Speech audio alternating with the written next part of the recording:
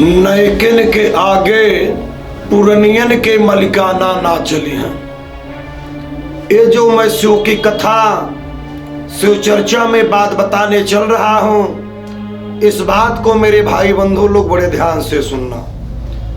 आज कलयुग बस है एक नाम यधारा, सुमर सुमर नर लागहि पारा।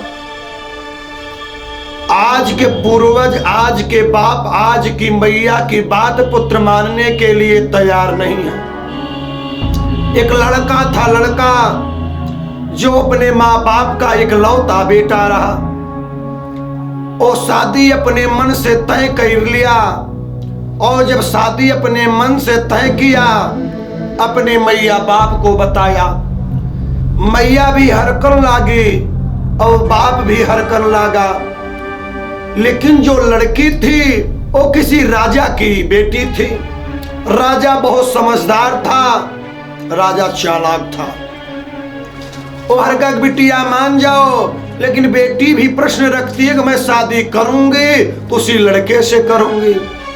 बाप ने बोला ठीक है, वही भारत देश का लड़का है, जिस भारत देश में गंगा बही है, तो ठीक है मैं देखूंगा नवयुवक के पास क्या बुद्धियां होती है। राजा ने बोला कि रे बेटी, तुम्हारी शादी उस लड़के से होने में मेरी एक शर्त रहेगी। बिटिया हाथ जोड़ी, ठीक है पिताजी। राजा ने काल किया, बोला काय बेटा, मेरे घर बारात लेकर के आना, लेकिन मेरे यहाँ बारात में कोई बुढ़ा पुरनिया नहीं आना चाहिए। देखिए पूर्वज की सलाह क्या होती है।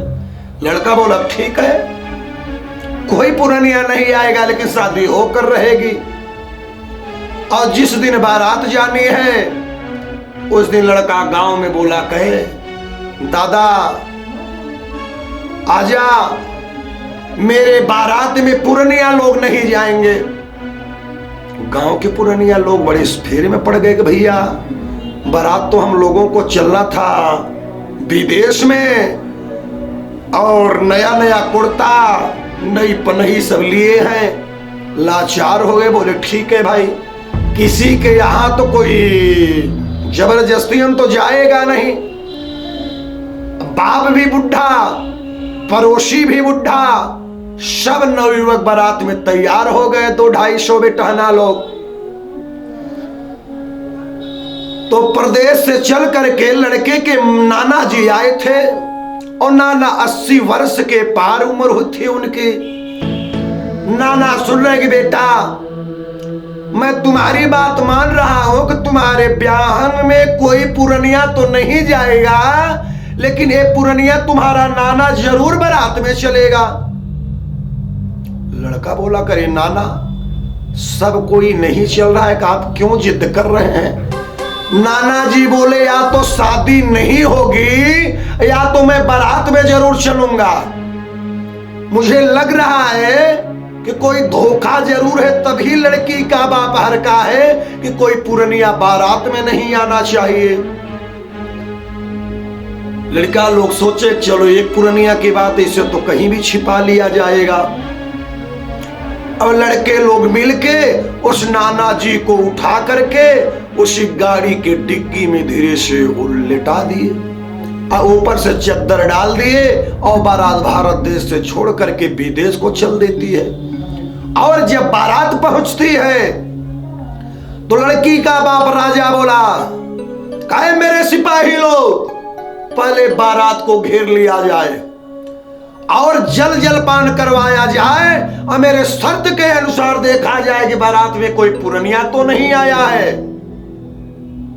मेरे भाई बंधु लोग जरा भगवान की कृपा देखिए क्या होती है। सिपाही लोग बताए करे राजा साहब, इस बारात में तो कोई पुरनिया नहीं आया है। राजा ने बोला जाओ दूल्हे से कह दो कि मेरी शर्त है कि मेरे देश की लड़कियां तब उस देश में जाती हैं, मेरे यहाँ की परंपराएं हैं, सिंदूरदान तो तब होता है जो मेरे गांव के पीछे से नदियां बह रही है, उस नदिया में ये लड़के लोग पहले दूध की धारा बहवावें, उसके बाद मैं कन्यादान करूंगा। सब लड़कों की बुद्धियां तो भ्रष्ट हो गई, हिरा गई कि भाई कलयुग में दूध तो पीने के लिए नहीं मिल रहा है, कलयुग में तो दूध पीने के लिए नहीं मिल रहा है, तो नदी और नारा इनारा कहां से दूध की धारा बहे। राजा ने बोला कि अगर ऐसा नहीं होगा तो सब नवयुवकों को फांसी के फंदे पर झुला दिया जाएगा। लड़के गड़बड़ा गए, चौतरफा घेर लिए गए हैं।